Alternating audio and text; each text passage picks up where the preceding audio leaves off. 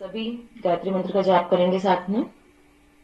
ओम भूर्भुवः स्वः तत्सवितुर्वरेण्यं भर्गो देवस्य धीमहि धियो यो नः प्रचोदयात्। ओम भूर्भुवः स्वः तत्सवितुर्वरेण्यं भर्गो देवस्य धीमहि धियो यो नः प्रचोदयात्। ॐ भूर्भुवः स्वः तत्सवितुर्वरेण्यं भर्गो देवस्य धीमहि धियो यो नः प्रचोदयात्। हम अपनी हथेलियों को रब करेंगे जब तक वो गर्म हो जाए और अपनी आंखों पे लगाते हुए इसकी ऊर्जा को महसूस करेंगे। सभी को प्रणाम। धीरे धीरे अपनी आंखें खोलिए।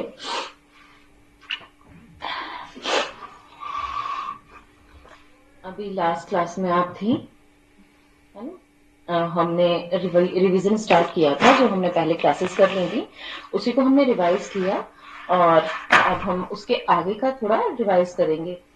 तो हमने रोगों के कारक तत्व, सामाजिक स्वास्थ्य में सामाजिक निर्धारक तत्व जो होते हैं वहां तक हमने पढ़ लिया था। उसके आगे अब हम स्टार्ट करेंगे कि रोगों के कारक कौन कौन से होते हैं, किस किस तरीके से क्या क्या चीजें आगे काम कर रही हैं। ठीक है, रोगों के कारक के बारे में हम बात करते हैं। जब हमने ये हमारा फर्स्ट पेपर की पढ़ाई स्टार्ट करी तब हमने रोगों के से बचाव और उसके उद्देश्य और मूलभूत सिस्टम को समझा कि रोग किसे बोलते हैं, स्वास्थ्य की क्या डेफिनेशन है, WHO ने उसकी क्या डेफिनेशन दी है, किस चीज को हम एक्चुअली स्वास्थ्य बोलते हैं, उसमें कौन कौन से रोग सम्मिलित हैं। अगर रोग आ जाते हैं तो किस चीज को शारीरिक रोग बोल रहे हैं, किसको मानसिक रोग बोल रहे हैं, या और किस सामाजिक स्वास्थ्य क्या है। इन सब के बारे में हमने पढ़ा, उन सबको डिफ्रेंशिएट किया, उनके सारे कारक जाने और कारण जाना कि किस चीज के होने से क्या हम बोलते हैं।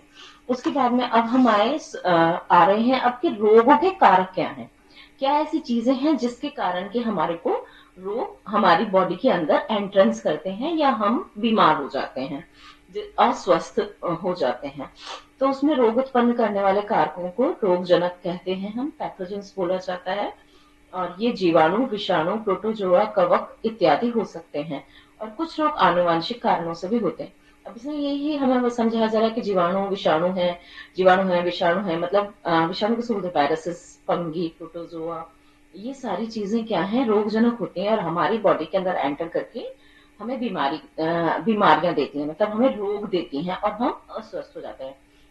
कुछ चीजें ऐसी भी होती हैं जो हेरिडिटरी होती हैं, जो हमारे अंदर आनुवंशिक आती है। जैसे कि आपने सुना होगा जब हम डायग्नोज करते हैं पेशेंट को या फिर आप किसी वैद्य या डॉक्टर के पास जाते हैं तो वो पूछते हैं कि आपके माता पिता को तो नहीं थी ये बीमारी, कहीं आपके फैमिली में किसी और को तो नहीं थी, आपके दादा दादी नाना नानी, आपकी सबकी हिस्ट्री ली जाती है कि उनसे संबंधित तो नहीं है। मीन्स वो ये जानने की कोशिश करते हैं कि क्या आपसे आपके पास ये रोग किसी और पीढ़ी से तो नहीं आया है, किसी और पीढ़ी से तो नहीं आया, आपकी पीछे पीढ़ी में कहीं आपकी नानी के साइड में ये बीमारी हो या आपके दादा के पक्ष में ये, दादा दादी के पक्ष में ये, मतलब मातृ पक्ष से बीमारी आई है या पितृ पक्ष से बीमारी आई है, ये भी समझने का कारण वो के कारण के लिए ही हमसे पूछा जाता है कि आपके जो पूर्वज हैं, आपके जो दादा दादी नाना नानी हैं, उनमें से किसी को तो इस तरीके की कोई बीमारी नहीं है।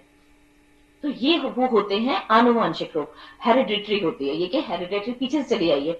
आप कई बार ऐसे जाते हैं तो आपसे पूछा जाता है, जैसे ट्यूबरक्लोसिस में अधिकतर पूछा जाता है कि कहीं आपकी दादी को तो नहीं थी, आपके दादा को तो नहीं थी, आपकी नानी नाना को तो नहीं थी, इनमें से किसी को टीबी ट्यूबरक्लोसिस थी तो नहीं, क्योंकि ये आनुवंशिक रोग होते हैं, हेरिडिटरीज होती हैं कि अगर पीछे से आपकी पीढ़ी में चला आ रहा है तो बहुत ज्यादा का चांसेस होते हैं 80% से 90% के बीच में कि आपको भी वो रोग हो ही सकता है। इसलिए हम आनुवंशिक रोगों को भी इसी श्रेणी के अंदर रखते हैं कि ये भी एक कारक है, आनुवंशिकता भी, कि वो हेरिडिटरी के थ्रू आपकी बॉडी के अंदर पहले से ही उसके जीन मौजूद हैं, उस बीमारी के वायरसेस वगैरह आपके बॉडी में पहुंच चुके हैं, मतलब रोगाणु उस चीज का आपकी बॉडी के अंदर ऑलरेडी आपके पैदा होते के साथ ही था। तो वो आपको जब भी उसको अनुकूल परिस्थिति मिलेंगी, मतलब जब भी उसके लायक आपकी बॉडी हो जाएगी, जैसे आप बीमार हो गए, आप वीक हो गए, किसी भी रीजन के कारण आपकी बॉडी फ्रेजाइल हो गई है, आपकी बॉडी कमजोर हो गई है, तो वो विषाणु अटैक कर देगा और वो बीमारी आपको हो जाएगी। ये होती है आनुवंशिक बीमारी, कि उसके रोगाणु तो हमारे अंदर पहले से ही थे, बट जैसे ही उसको अनुकूल वातावरण मिला, उसको उसके लायक एनवायरमेंट हुआ, उसने आपके ऊपर धावा धावा बोल दिया हमारे ऊपर, और हमको वो बीमारी हो गई। अब हम जो रोग कारक हैं, जो निम्नलिखित कारक हैं, अब हम उसे पढ़ते हैं कि क्या क्या कारक है इसमें। इसमें जैविक कारक आ गया, पौष्टिक तत्वों की कमी आ गई। अब जैविक कारक में क्या क्या था, अभी हमने बताया था कि वायरस हो गए, बैक्टीरियाज हो गए, फंगस हो गया, ये प्रोटोजोआज हो गए, ये सारी चीजें क्या है, जैविक कारक के अंदर आती हैं, कि जिनके कारण जो जीवित जीव हैं वो उनके कारण, या परपोषी जो है उनके कारण, अब ये प्रोटोजोआज वगैरह ना परपोषी वगैरह के अंदर आते हैं, जैसे वॉर्म्स होते हैं कुछ इस तरीके के, जो दूसरे जीवों के ऊपर अपना पोषण देते हैं और उस तरीके से हमारी बॉडी को बीमार कर देते हैं। तो वो सारे क्या है, जैविक कारक के अंदर का आ गए, हमारे बॉडी के जैविक कारक हो गए जिनसे कि हम बीमार हो रहे हैं। सेकंड हो गया पौष्टिक तत्वों की कमी।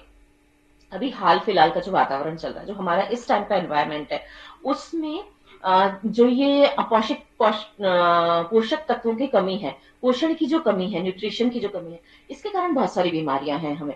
हम देखेंगे कि आपको कोई भी जैसे कि आपकी बॉडी के अंदर विटामिन की कमी हो गई, मिनरल की कमी हो गई, किसी भी तरीके की आपको कोई चीज बराबर मात्रा में नहीं मिल पा रही है आपकी बॉडी को, तो उस चीज की कमी हो जाती है, और उसके कारण कोई भी इस तरीके की बीमारी होती है। जैसे आपने सुना होगा ना, विटामिन ए की कमी के कारण ये बीमारी है, विटामिन डी की कमी के कारण बीमारी है, हड्डियों से रिलेटेड रोग हो रहे हैं, या आपको विटामिन ए के कारण आंखों की रोशनी जा रही है, या और कुछ कमी आ रही है, बच्चों में बेरी बेरी वगैरह, ये सारे जो रोग हमने सुने हैं, आगे हम पढ़ेंगे इनके बारे में, कि ये सब क्या है, पोषण तत्वों की कमी के कारण होने वाले रोग, जो इस श्रेणी के अंदर आते हैं। इसमें चाहे प्रोटीन की कमी हो, कार्बोहाइड्रेट की हो, मिनरल की हो, विटामिन की हो, या लवण की हो, या खनिज की हो। तो लवण वाली कमियां भी हैं इसके अंदर, कि आपको किस चीज से रिलेटेड कमी होती जा रही है, तो आपको बॉडी के अंदर वो बीमारी होती जा रही है। थर्ड आता है हमारा भौतिक कारण। भौतिक कारण के क्या अंदर है, जैसे सर्दी कितनी ज्यादा है, गर्मी कितनी ज्यादा है, आर्द्रता तो नहीं है, विद्युत आघात तो नहीं है किसी तरीके का, दबाव तो, प्रेशर तो ज्यादा क्रिएट नहीं हो रहा है ना, ये सब चीजें किसके अंदर आ जाएंगे, भौतिक कारक के अंदर। तो जो ये सर्दी गर्मी, अब जैसे कि आजकल ठंड का मौसम चल रहा है, सर्दियों का मौसम है, तो दक्षिण भारत में तो कम रहती है, पर जो उत्तर भारत है उसके अंदर तो बहुत ज्यादा सर्दी रहती है।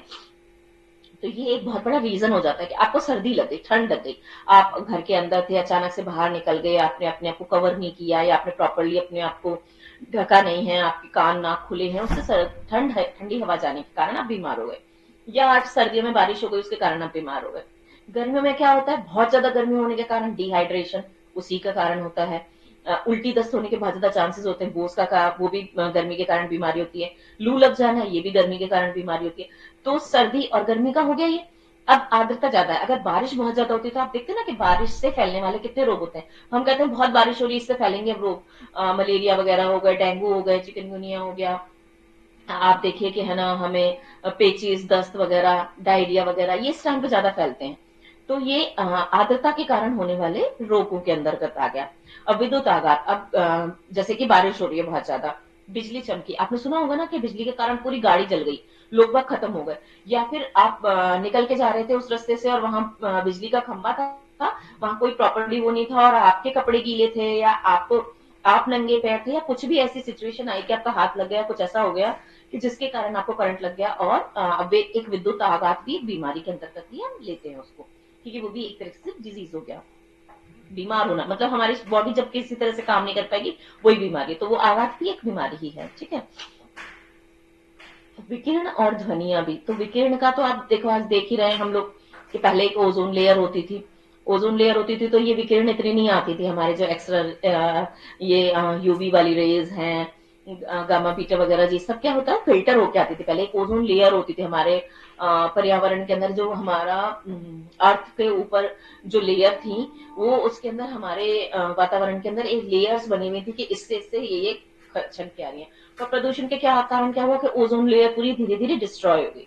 जब मैं बच्ची थी तो मैंने सुना था, जब हम 7th 8th में पढ़ते थे, कि ओजोन लेयर के अंदर एक छेद हो गया है, और अब तो ओजोन लेयर कहीं कहीं कुछ टुकड़ों में थोड़ी बहुत बची है, पूरी खत्म ही हो गई है। जो एयर क्वालिटी है वो इतनी खराब है कि उसने वो एयर वो जो ओजोन लेयर थी उसको प्रॉपर्ली डिस्ट्रॉय कर दिया। डिस्ट्रॉय होने के कारण क्या है, आपने देखा होगा आजकल सन टैनिंग बहुत होती है आजकल। जैसे धूप में आप खुले में एकदम से चले गए तो सारी झाई वो पड़ गई आपके, रैशेस बढ़ गए बहुत ज्यादा तेज गर्मी और उन सब के कारण। तो ये जो विकिरण का प्रभाव होता है ये भी इसके अंतर्गत आ जाता है। अब ध्वनि से रिलेटेड, ध्वनि भी एक ऐसा रीजन है जो हमारे भौतिक कारक के अंदर आता है कि बहुत तेज आवाज से, कहीं कहीं आपने देखा होगा बहुत सारी जगह लिखा होता है डोंट ब्लो हॉर्न, तो वो आप वहां हॉर्न नहीं बजा सकते, तेज आवाज नहीं कर सकते। कई बार क्या होता है बहुत तेज आवाज के कारण आपके कान की पर्दों पर असर होता है, और वो भी रोग के अंतर्गत ही हम उसको गिनते हैं। यांत्रिक कारकों के ऊपर आते हैं हम। चौथा हमारा टॉपिक है यांत्रिक कारक। तो निरंतर अत्यधिक समय घर्षण, चोट लगना या अस्थि टूटना, मोच आना आदि यांत्रिक कारण क्या है। तो जैसे इसमें यांत्रिक कारण में हम बता रहे हैं कि किसी भी यंत्र के कारण होने वाला एक बीमारी, होने वाली बीमारी, तो उसमें क्या हो सकता है कि आपका एक्सीडेंट हो गया, आप किसी गाड़ी से चल रहे थे, आपकी गाड़ी फिसल गई, और स्कूटर है, मोटरसाइकिल है, साइकिलिंग कर रहे हैं या फिर किसी भी कारण से, तो घर्षण लगातार घिसते चले गए हम, तो आपके पैर में, हाथ में कहीं भी चोट लगे, वो भी इसके अंतर्गत आ गया। एक्सीडेंट भी इसके अंतर्गत आ गया। आप किसी मिल फैक्ट्री वगैरह में किसी भी यंत्र के साथ में कोई काम कर रहे हैं, उंगली कट जाती है, चोट लग जाती है, कहीं भी कुछ भी हो जाता है, वो भी यांत्रिक कारक के अंतर्गत हमारा आता है। अस्थि टूट जाना, गिर गए हम, चोट लग गई हमको किसी भी तरीके से, तो जब हड्डियां वगैरह टूट जाती हैं, फ्रैक्चर्स हो जाते हैं, तो उसको हम अस्थि भंग को भी इसी के अंदर यांत्रिक कारकों के अंतर्गत रखते हैं। मोच आना, अब चल रहे हैं, कुछ भी नहीं है, आपका बैलेंस नहीं बना, बिगड़ गया, पैर मुड़ गया आपका, और पैर मुड़ जाने से आपके पैर में मोच आ गई, तो जो स्प्रेन है वो भी एक हम रोग के अंतर्गत, क्योंकि उसके कारण हमारी बॉडी प्रॉपर्ली वर्क नहीं कर पा रही है। जो हमारा पैर है उसका जो काम है कि हमारी बॉडी का बैलेंस बना के हमको चलाना उसका काम है, तो वो चल नहीं पा रहे हैं हम, तो एक उसका रोग हो गया ये हमारे को, ये भी उसके अंतर्गत आ गया। हाँ, अब हम आते हैं रासायनिक कारकों के अंदर। तो रासायनिक कारकों के अंदर क्या क्या क्या आएगा, यूरिया है, यूरिक अम्ल है, रासायनिक प्रदूषक है, जैसे सीसा, पारा, ओजोन और कैडमियम, निकल, कोबाल्ट, आर्सेनिक वगैरह, अगर ये किसी भी चीज के अंदर ज्यादा है या कम है, तो वो भी रीजन होते हैं हमारे को बीमार करने के। जैसे कि फर्टिलाइजर्स वगैरह जब यूज किए जाते हैं तो उसके अंदर कितने तरीके के केमिकल्स होते हैं, जो हम खाने वगैरह वाली चीजें लाते हैं जिनकी केनिंग होती है, जो प्रिजर्वेटिव डाल करके रखे जाते हैं। प्रिजर्वेटिव क्या होते हैं, कुछ तरीके के वो केमिकल्स ही तो हैं। तो ये रासायनिक कारक जो है, जिनको खाने से तुरंत तो कोई बीमारी नहीं थी, पर धीरे धीरे लंबे लॉन्ग टर्म के अंदर बीमारियां आती जाती हैं। आपने सुने होंगे ऐसी बहुत सारी बीमारियां जो पहले के टाइम में होती ही नहीं थी, जो कि आज के कारण हो रही, आज के टाइम में हो रही हैं, बहुत सारे रासायनिक कारकों के कारण ये सब चीजें होती हैं। पदार्थों की अधिकता, अब पदार्थों की अधिकता भी एक ऐसा रीजन है जिसके कारण से आपको कोई भी बीमारी हो सकती है। आपने बहुत ज्यादा खाना खा लिया तो आपको खाना डाइजेस्ट नहीं हुआ, ऐसे आपका अपच हो गई, आपको वॉमिटिंग होने लग गई, आपके पेट में दर्द होने लग गया, तो ये अधिक भोजन खाने के कारण है। हार्मोनों का अधिक स्त्राव, हार्मोनों के अधिक स्त्राव या कम स्त्राव से क्या होता है, आपने देखा डायबिटीज है, थायराइड है, हार्मोनल इम्बैलेंसेज है, जो हमारा माइंड प्रॉपर्ली वर्क नहीं कर पा रहा, नींद पूरी नहीं आ पा रही, तो कार्टिसोल बढ़ गया है, इसके कारण ये सारी प्रॉब्लम्स। तो ये क्या है, रासायनिक कारक जिसके हार्मोनल कारक जो कि हार्मोनों के अधिक स्त्राव या कम स्त्राव के कारण आते हैं। ठीक है, तो ये हमारा हो गया हार्मोनों के स्त्राव के कारण होने वाली बीमारियां, तो जिसमें मैंने बता दिया कौन कौन सी बीमारियां आती हैं। प्रदूषणों की अधिकता के कारण भी रोग उत्पन्न होते हैं। अब आपने देखा होगा कि दिल्ली के अंदर इतना ज्यादा प्रदूषण बढ़ गया था कि बच्चों के स्कूल, कॉलेजेस, ऑफिसेस तक बंद कर दिए गए थे। तो ये रीजन उसका क्या था, उसका रीजन मेन ये था कि पॉल्यूशन इतना ज्यादा हो गया कि आप सांस ही नहीं ले पा रहे हो। जब आप सांस नहीं ले पा रहे हो तो आपको अस्थमा भी हो रहा है, आपको ब्रोंकाइटिस भी हो रहा है, जिसको सांस की ऑलरेडी बीमारियों से परेशानी हो रही है, खांसी हो रही है, जुकाम हो रही है, आंखों में जलन हो रही है। तो ये सारी क्या परेशानियां हैं, ये सब प्रदूषण के कारण होने वाली बीमारियां हैं। उससे स्किन डिजीज भी हो रहे थे लोगों को, बहुत सारी तरीके की चीजें प्रदूषण के कारण हमारी बॉडी के अंदर ऑकर हो रही थी। तो ये सारी चीजें हमारे प्रदूषण के होने के कारण होने वाले रोगों के अंतर्गत आती हैं। अब हम आते हैं, ये हमने पढ़ लिया रोगों के कारक कौन कौन से, तो मेन हमने इसको 6 पार्ट्स के अंदर डिवाइड कर दिया गया कि इतने इतने ये जैविक कारक हो गए, ये पोषक तत्वों की कमी के कारण हो गया, ये भौतिक कारणों से हो गया, ये रासायनिक कारणों से हो गया, यांत्रिक कारणों से हो गया, पदार्थों की अधिकता से भी बीमारियां हो गई। तो अगर आपने कभी सुना हो तो किसी ने चाणक्य जी से पूछा कि आप ये बताइए कि विष क्या है, तो विष की डेफिनेशन उन्होंने क्या दी किसी भी चीज का अत्यधिक मात्रा में होना ही विष है। अब कोई भी चीज बहुत अच्छी है, आपकी बॉडी को फायदा करती है, आप ये सोच लें कि बादाम तो बहुत फायदा करता है, हमको बादाम बहुत खाना चाहिए। आप उसे अधिक मात्रा में खाते जाएंगे, तो क्या वो बॉडी के लिए अच्छा रहेगा? नहीं ना। वो आपको उल्टा नुकसान करना स्टार्ट कर देगा, आपको अपच कर देगा, आपकी जो डाइजेशन की कंडीशंस, आपके इनडाइजेशन की कंडीशन आपकी बॉडी के अंदर कर देगा। तो वो चीज भी, जब बादाम जैसी चीज है जो एक छोटी क्वांटिटी में है कि हमें खाने चाहिए कि 5 से 10 बादाम इस तरीके से खाने चाहिए, और उसको अगर हम अत्यधिक मात्रा में खा ले तो वो क्या बन गया हमारी बॉडी के लिए? विष बन गए। तो इसीलिए किसी भी तरीके से आपकी बॉडी को जब कोई भी चीज की अधिकता मिलेगी तो वो नुकसानदेह ही होगी, वो विष ही होगा। तो कोई भी चीज अगर अत्यधिक मात्रा में है, इट मीन्स इट इज नुकसानदायक, है ना। ये हमारा इसका पूरा क्लेरिफिकेशन हो गया रोगों के कारकों का। अब हम आते हैं रोगों का वर्गीकरण किस तरह से किया जाता है। तो रोगों का जो हमने वर्गीकरण किया है उसको 2 पार्ट्स के अंदर डिवाइड कर दिया गया है। एक है जैविक कारक, जैविक रोग कारक, और एक है अजैविक रोग कारक। तो साधारण तौर पर जो जैविक रोग कारक है वो तो मैंने आपको बता ही दिया कि ये जीवाणु, विषाणु और इन सब के कारण है। और जो अजैविक कारण है वो निर्जीव वस्तुओं से होने वाली चीजें हैं, जिसके अंदर ये आर्द्रता वगैरह, हमने भौतिक कारक जो हमने पढ़ा था, आर्द्रता बढ़ गई है या कम हो गई है, या सर्दी ज्यादा है। जैसे कि आर्द्रता के कम होने से भी तो होती है ना चीजें, स्किन स्केली हो गई, स्किन फट रही है, किसी की इतनी ज्यादा फट रही है कि उसमें से ब्लड आ रहा है, स्वैलन आ गई, उसी के कारण वो फूलता जा रहा है, पेन हो गया। तो जब ज्यादा फट, आपने सुना ही होगा, जब सर्दी बहुत ज्यादा हो जाती है तो खुश्की हो जाती है ना। तो आर्द्रता की कमी से खुश्की होती है ना, नमी की कमी हो गई और उससे खुश्की हो गई। खुश्की होने से स्केल डेवलप हो गया, एरिया फटनी स्टार्ट हो गई, धीरे धीरे किसी किसी की कंडीशन इतनी वर्स्ट हो जाती है कि उसकी ब्लीडिंग भी स्टार्ट हो जाती है एड़ियों में से, कि बीमारियां इतनी गहरी हो जाती हैं कि चल पाना उसके लिए पॉसिबल ही नहीं होता है।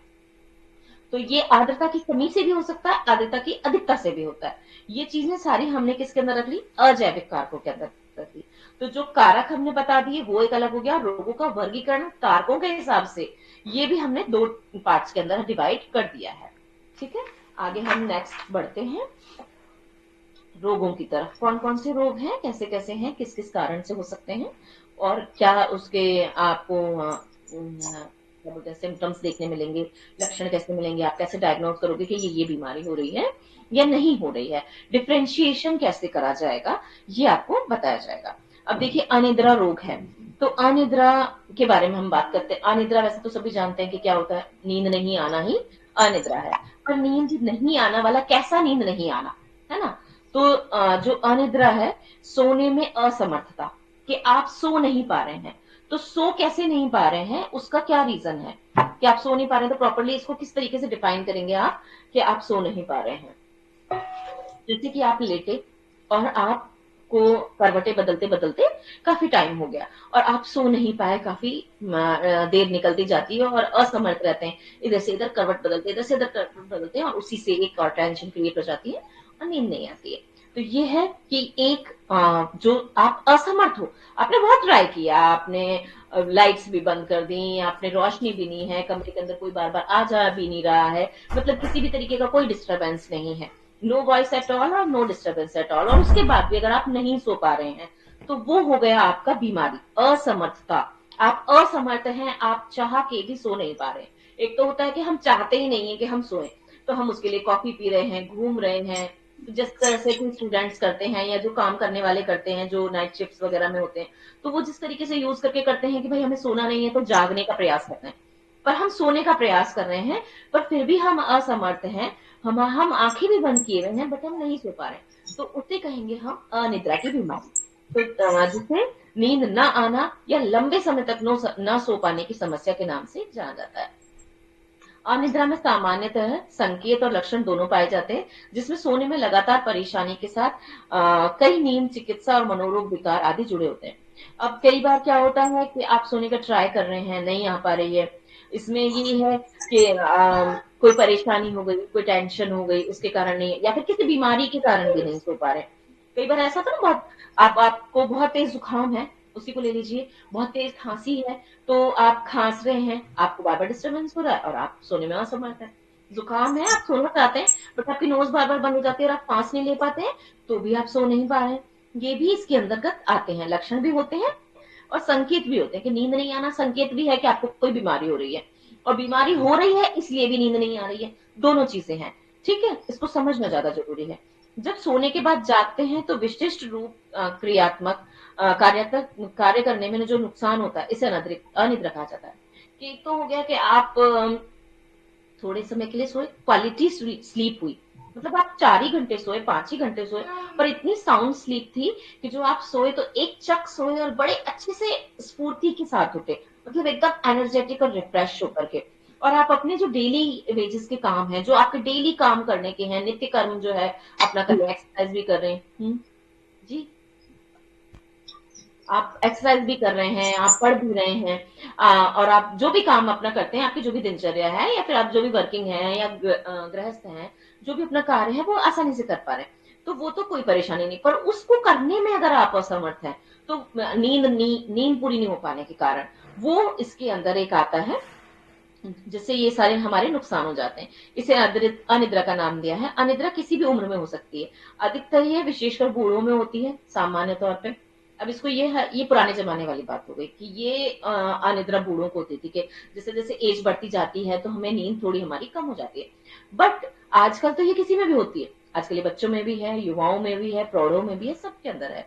तो किसी कोई भी रीजन हो सकता है उसका। अनिद्रा को अल्पावधि या तीव्र और चिरकालीन या दीर्घकालीन अनिद्रा में वर्गीकृत किया गया, दो चीज में डिवाइड किया गया इनको, कि अल्पावधि वाली जो 1 महीने या उससे की कम अवधि तक, मतलब ये जो डिफरेंशिएट कर रहे हैं यहाँ पे दो पार्ट में जो डिवाइड किया था, उसमें अल्पावधि वाली जो है कि लगभग 1 महीने के करीब ऐसा टाइम रहा या उससे कम कि आप अच्छी नींद नहीं ले पाए, और जब नींद की शुरुआत आती है तो नींद बनाए रखने में कठिनाई होती है, जो कि स्फूर्ति के बिना खराब गुणवत्ता के साथ होती है, तब अनिद्रा की उपस्थिति होती है।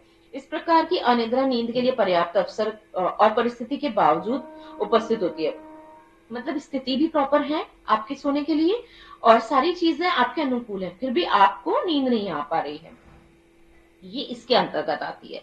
तथा इसके परिणाम स्वरूप दैनिक प्रणाली में समस्या उत्पन्न होती है। इसके कारण नींद नहीं आ पाने के कारण जो आपकी डेली की दिनचर्या है वो थोड़ी प्रॉब्लमेटिक हो जाती है। तो ये उस चीज के अंतर्गत आता है। तीव्र अनिद्रा को अल्पकालिक अनिद्रा या तनाव संबंधी अनिद्रा के नाम से भी जाना जाता है। इसको तीव्र अनिद्रा को अल्पकालिक मतलब थोड़े कम समय के लिए, मतलब एक लॉन्ग टर्म नहीं चलेगी, वो किसी भी रीजन के कारण, जैसे कि कोई बीमारी के कारण आपको अनिद्रा है, तो जैसे ही बीमारी ठीक होगी तो आपको नींद आने लग जाएगी प्रॉपरली, या फिर आपको किसी चीज से के कारण से टेंशन है, तो वो जब जैसे ही वो टेंशन आपकी कम होगी या खत्म हो जाएगी तो आपको वापस से नींद आने लग जाएगी। तो या फिर कभी कभी ऐसा भी होता है कि हम कहीं बाहर गए हैं, तो उसके किसी रीजन के कारण हमारी नींद थोड़े टाइम के लिए डिस्टर्ब हुई, एक सर्टेन पीरियड के लिए, और फिर उसके बाद में वापस हमारी नींद ठीक हो गई, तो ये आई हमारी अल्पकालीन या फिर अल्पावधि अनिद्रा के अंतर्गत। इससे कोई डिजीज नहीं है, बट पर हमारी जो डेली रूटीन है वो इफेक्ट होती है। जो सेकंड है वो है चिरकालीन या फिर दीर्घकालीन अनिद्रा।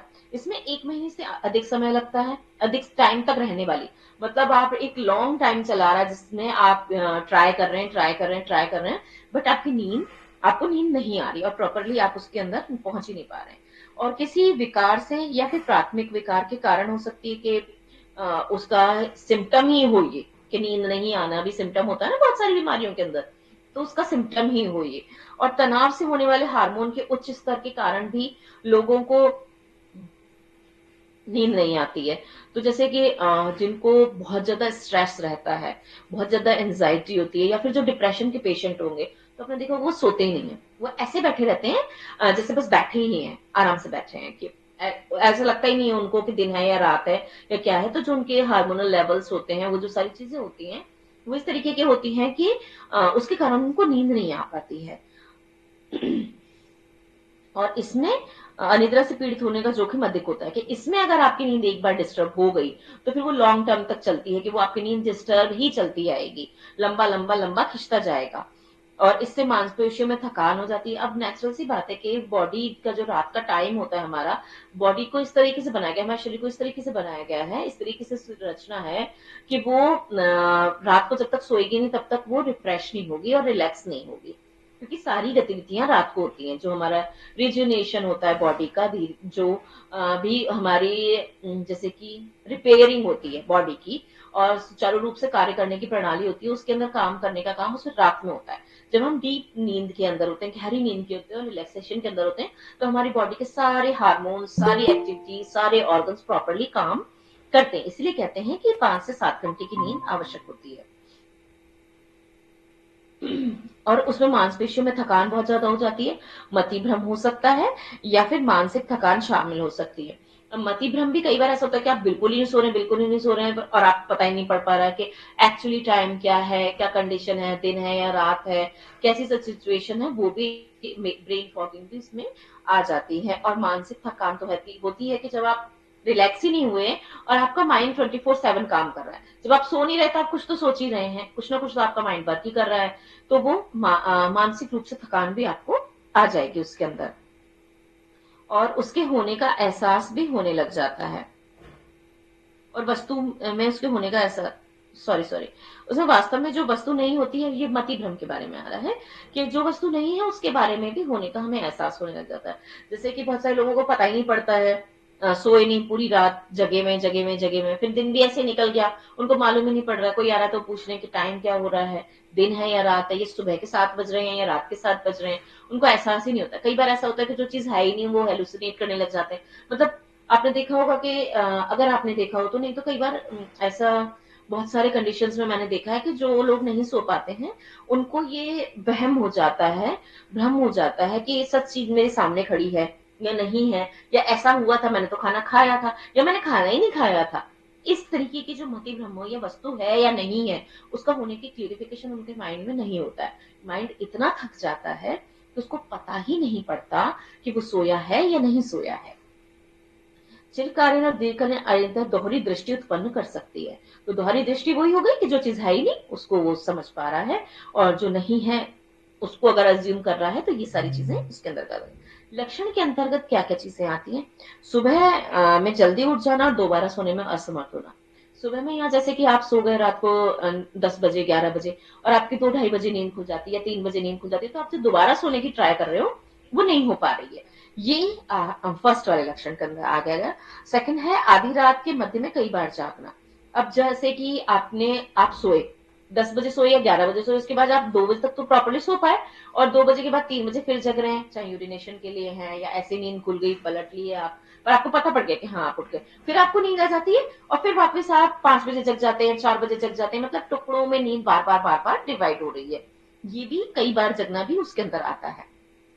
रात में लंबे समय तक जगना, मतलब आप सोने तो चले गए हैं 9 बजे 10 बजे ही, आपकी लाइट्स भी ऑफ है, आप सोने का प्रयास भी कर रहे हो, पर आप सो नहीं पा रहे हो और बहुत रात हो गई, 10 बजे से आपको 12 बज गए, तो वो चीज आ जाएगी आपकी लंबे टाइम रात में देर समय तक जागने के अंदर। थका हुआ महसूस करना और नींद के साथ ताजी महसूस न होना। नींद से जगने के बाद में थका हुआ तो महसूस करेगा जब नींद हमारी प्रॉपरली नहीं हो रही, या बार बार टूट टूट के आ रही है, तो वो डीप गहरी नींद के अंदर हम गए नहीं, गहरी नींद में गए नहीं, तो हम रिलैक्स हुई नहीं हमारी बॉडी।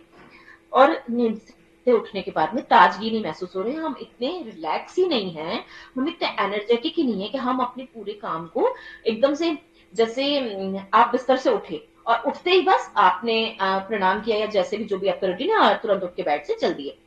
दूसरा होता है कि आपकी आंखें तो खुल गई, बट आप उठ नहीं पा रहे हैं, 5 मिनट और लेटते हैं, 5 मिनट और सो जाते हैं, अभी उठते हैं, हाँ उठना चाह रहे हैं, जगह हुए भी हैं बट उठ नहीं पा रहे, तो वो किसके अंदर आ गया? लेथार्जिक के अंदर, क्या आप एनर्जेटिक हैं। थर्ड हो गया, लास्ट हो गया चिड़चिड़ा होना। तो चिड़चिड़ा होना तो स्वाभाविक है, ये इसके लक्षण के अंतर्गत आता है कि आप सो ही नहीं पा रहे हैं और आप चिड़चिड़े हो चुके हैं।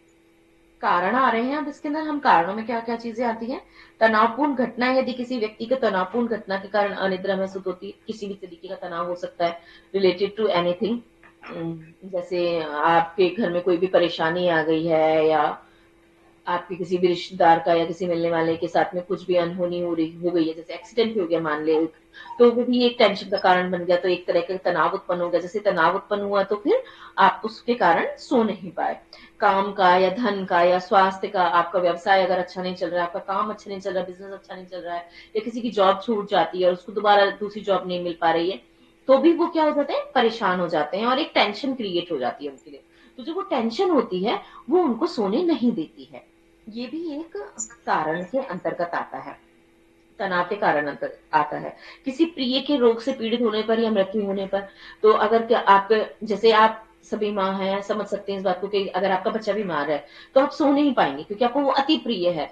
और आपका बच्चा अगर खाँस रहा है या उसको वॉमिटिंग हो रही है या उसको जुकाम है, वो उलट रहा है, पलट रहा है, सो नहीं पा रहा, तो माँ नहीं सो पाती है। तो अपने प्रिय, हमारे किसी भी प्रिय को, आपके हस्बैंड हैं, आपके भाई हैं, आपके माता हैं, पिता हैं, बच्चे हैं, कोई भी रिलेटेड है, तो आप जब उनसे प्यार करते हैं, तो अगर वो स्वस्थ नहीं है या उनसे रिलेटेड कोई भी परेशानी है, तो उसके कारण भी हम एक अनिद्रा का शिकार होते हैं। और यहाँ तक कि अगर ज्यादा शोर है या प्रकाश है, तो भी हम सो नहीं पाते। जैसे कई बार क्या होता है कि बच्चे अगर पढ़ाई कर रहे हैं और लाइट जला रखी है और आप ही के कमरे में बैठे हैं, कई बार ऐसा होता है बच्चे आ जाते हैं आपके रूम में कि हम अपने रूम में सो जाएंगे, मम्मी आपके पास बैठ के पढ़ते हैं। तो जो लाइट जलती रहती है उसके कारण आपकी नींद बार बार टूटती रहती है और उस कारण से भी हमारी नींद पूरी नहीं हो पाती है। वो भी अनिद्रा के अंतर्गत आता है। और शोर से, अब जैसे कि किसी के घर में शादी है या कोई जागरण हो रहा है, पास में डीजे बज रहा है, सॉन्ग्स की आवाज आ रही है, तो उस टाइम तक हम सो नहीं पाएंगे जब तक कि वो आवाज बंद नहीं हो जाए, क्योंकि वो मेंटली हमें डिस्टर्ब करती रहती है और एक तरह का स्ट्रेस स्ट्रेस हमारे लिए क्रिएट करती रहती है। तो ये भी उसका एक कारण होता है।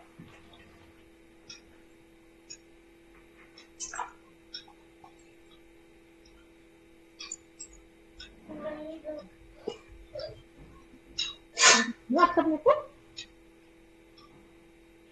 अब मानसिक और रोग भी इसके कारण हो सकते हैं नींद नहीं आने के। जैसे किसी को एंजाइटी की प्रॉब्लम है, किसी को डिप्रेशन है, किसी को स्ट्रेस है, तो वो भी रीजन होते हैं कि आपको नींद नहीं आती और नींद की जो हमारे पैटर्न्स हैं वो चेंज हो जाते हैं। जैसे कि वो रात को नहीं सो पा रहे हैं, दिन में सो रहे हैं, या फिर देर रात तक नहीं सो पा रहे हैं, जैसे ही सुबह होने वाली है, 3 बज गए, 4 बज गए, तो फिर उनको नींद आने चालू हो गए। तो जो नींद का पैटर्न भी उनका डिस्टर्ब होता है, वो भी इसके अंदर होता है। इसमें निम्नलिखित चीजें शामिल हैं, जैसे कि मनोदशा संबंधित विकार, अवसाद, मैंने बताई थी अवसाद है, द्वितीय विकार है, चिंता संबंधित विकार है, व्यापक चिंता है, पैनिक हो रहे हैं, जब बहुत ज्यादा स्ट्रेस होता है या फिर बहुत ज्यादा किसी की चीज की एंजाइटी होती है, तो उसका अटैक पड़ता है।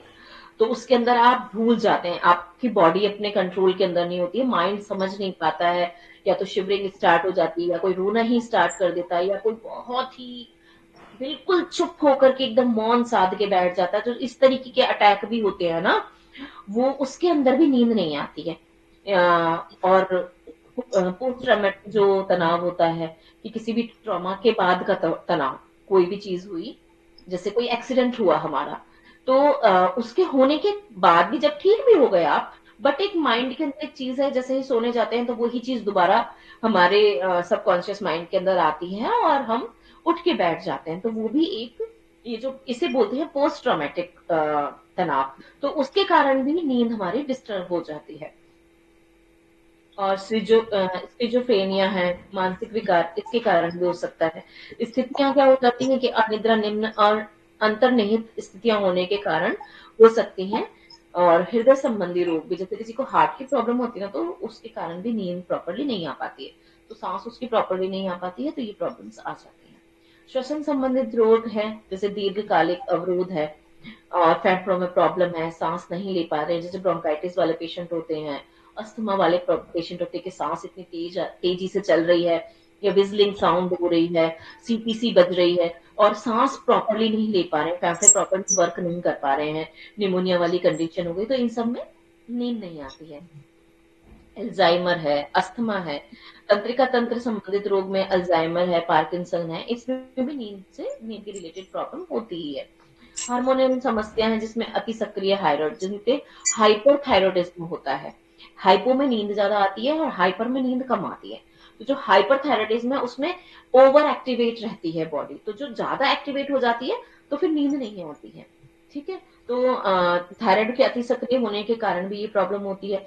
जोड़ों से संबंधित अगर कोई रोग है, गठिया है हमारे को, अर्थराइटिस है, ऑस्टियोपोरोसिस है, गाउट है, तो उसमें क्या है, जब हम सोने जाते हैं तो शाम होते ही, जैसे वातावरण चेंज होता है, थोड़ा ठंडा होता है और हम लेटते हैं, तो वो पेन बढ़ जाते हैं और उसके कारण हम सो नहीं पाते हैं। तो ये भी बीमारी का कारण हो सकते हैं। नींद संबंधित विकार, जैसे कि रेस्टलेस है, नेक्रोलिप्सी है, स्लीप एप्निया है। ये सारी चीजें भी ऐसी हैं कि जिसके कारण हम नहीं सो पाते, या फिर ज्यादा चाय कॉफी हम लेते हैं, कैफीन वाले पेय पदार्थ लेते हैं, तो भी हमें नींद का हमारे पैटर्न को प्रभावित कर देता है और नींद नहीं आती, क्योंकि ये एक्टिवेट कर देते हैं हमारी बॉडी को और है ना सोने नहीं देते हैं। ये जो कैफीन्स वगैरह होते हैं, निकोटीन और कैफीन होते हैं, ये सोने नहीं देते हैं हमको। दवाएं भी कुछ इस तरीके की होती हैं जो अनिद्रा उत्पन्न करती हैं। वैसा होता है ना, कई बीमारियों के अंदर हमें कुछ ऐसी मेडिसिन दी जाती हैं कि वो हमारे स्लीपिंग पैटर्न को डिस्टर्ब कर देती हैं और नींद नहीं आती है उनसे। उनमें है एंटी डिप्रेसेंट हैं, अवसाद विरोधी दवाइयां जो हैं, वो सारी चीजें ऐसी होती हैं जिनसे कि हमको नींद नहीं आती है।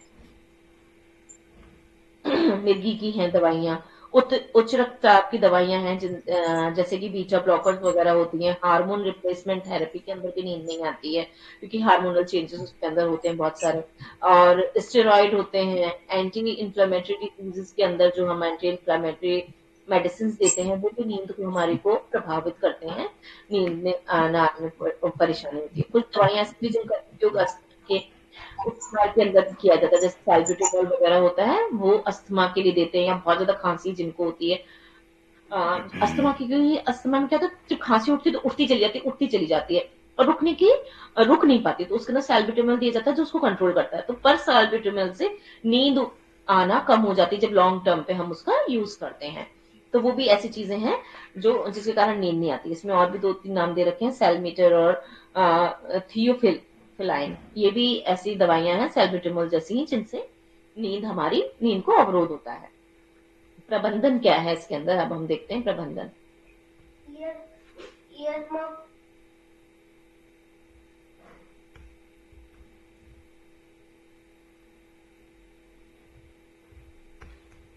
अब प्रबंधन इसका हम कैसे कर सकते हैं, क्या प्रबंधन करें कि जो अनिद्रा की बीमारी है हम उससे छुटकारा पा लें।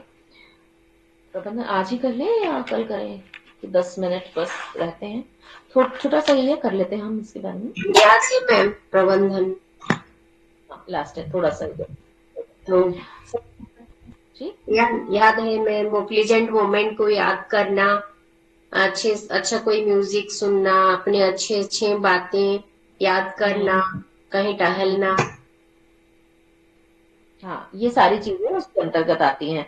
उत्तेजना नियंत्रक थेरेपीज वगैरह भी इसके लिए होती हैं कि आप अपने बेडरूम को इस तरीके से करो, जो ये लेवेंडर वाली खुशबू होती है, अगर हम ये एसेंस वाली भी चला देते हैं ना अपने कमरे के अंदर, डिफ्यूजर्स जिसके अंदर एसेंस, ये एसेंशियल ऑयल होते हैं, लेवेंडर है, रोज है, तो इनसे क्या होता है, नींद अच्छी आती है। थोड़ी देर जब उसकी फ्यूम्स आने लग जाती हैं तो हम सोते हैं। जब जिनको अनिद्रा की प्रॉब्लम होती है तो उसको भी दिया जाता है, लेवेंडर ऑयल, एसेंशियल ऑयल देते हैं कि आप इसको अपने पिलो के दोनों साइड में डाल दीजिए एक एक ड्रॉप, और उसके बाद में फिर सोने का प्रयास कीजिए, तो नींद अच्छी आती है, डीप गहरी स्लीप आती है।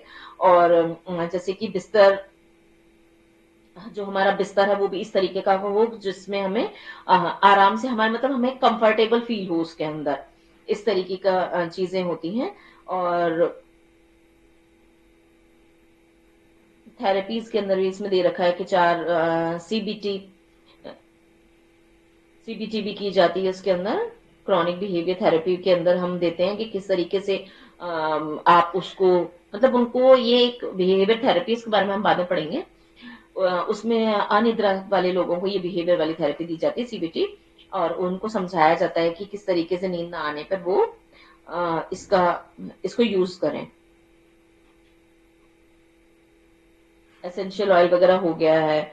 और हम जब नींद नहीं आती है तो आयुर्वेदा के अंदर भी और नेचुरोपैथी में भी हम यही करते हैं कि आप पैर के पानी गर्म कीजिए और उसके अंदर अपने पैर डाल के बैठ जाइए, तो रिलैक्स हो जाती है बॉडी।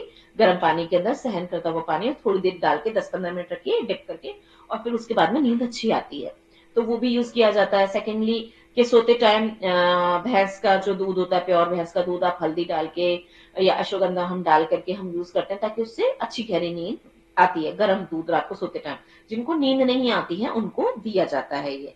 और विरोधाभासपूर्ण जो विचार हैं उनको सोते समय के लिए हमें हटा देना, जैसे कि सारिका जी ने बताया कि हमें अच्छे अच्छे म्यूजिक सुनना, अच्छी बातों को याद करना, अच्छी यादों को याद करना, जिन चीजों से हमें सुख मिलता है उन सब चीजों को करना, मंत्र की चैंटिंग करना, ओम चैंटिंग करना, इन सब चीजों से भी नींद के ऊपर फर्क पड़ता है। तो ये सारी चीजें हम प्रबंधन के अंदर यूज करते हैं।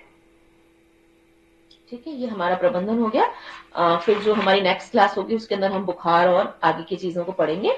अब तक का समझ में आ गया है आपका, या फिर कोई क्वेश्चन हो तो 5 मिनट है अभी हमारे पास, 3-4 मिनट हम ले लेते हैं। ठीक है, कुछ पूछना है तो पूछ सकते हो आप। वैसे तो लगभग सारा ही मैंने समझा दिया है इसमें। ठीक है, कुछ पूछना है आप लोगों को? समझ में आ गया सबको? समझ में आया ना अच्छे से? ठीक है जी। कुछ पूछना नहीं है तो फिर क्लास को आज यहीं करते हैं। ठीक है, शांति पाठ करवाते हैं। तो शांति पाठ करवाएंगे कविता जी, वो आता है आपको? शांति पाठ करवाइए। अब आप सब लोगों को ये चीजें याद हो जानी चाहिए, है ना? तो बस कोई भी किसी को भी मैं बोल सकती हूँ कि हाँ जी आप क्लास में आज स्टार्टिंग करवा दीजिए। अब तो काफी टाइम हो गया है, और प्लीज क्लास सब लोग ज्वाइन कीजिए ताकि हम आगे बढ़ सकें। जब स्टूडेंट्स नहीं होंगे तो फिर किस तरीके से क्लास ली जाएगी, है ना? तो प्लीज सब लोग क्लास ज्वाइन करें, और वीडियोस ऑन रखते हैं तो मुझे भी पढ़ाने में अच्छा लगता है कि हाँ स्टूडेंट इंटरेस्ट ले रहे हैं, और मैं अच्छे से पढ़ा पाती हूँ, और आप लोगों को भी अच्छे से समझ में आएगा, है ना? ठीक है, चलिए शांति पाठ करवाते हैं और नेक्स्ट क्लास में मिलते हैं। हम आज शुक्रवार है, हम मंडे को मिलते हैं, और बाकी आगे का हम फिर उसी दिन कंटिन्यू करेंगे। ठीक है, ठीक, कविता जी करवाइए शांति पाठ। मैम इसमें 3 बार ओम का उच्चारण करना पहले ना? नहीं, बस केवल शांति, शांति पाठ। ओम दो शांति वाला। नमस्कार मुद्रा में। ओम सर्वे भवन्तु सुखिनः, सर्वे सन्तु निरामयाः, सर्वे भद्राणि पश्यन्तु, मा कश्चित् भाग् भवेत्। ओम शांति शांति शांति। सभी अपने हाथों को रब करेंगे आपस में, धीरे से अपनी आंखों पे लगाएंगे, पूरे चेहरे पे लगाएंगे, धीरे धीरे आंखों को हथेली के अंदर खोलेंगे। एनर्जी महसूस होती है, थकान होती है ना, वो भी दूर होती है। और ये जो भरतनाट्यम कितने सुंदर, तो अगर हम पामिंग बड़ी होती है तो हमारे तो ये हमारी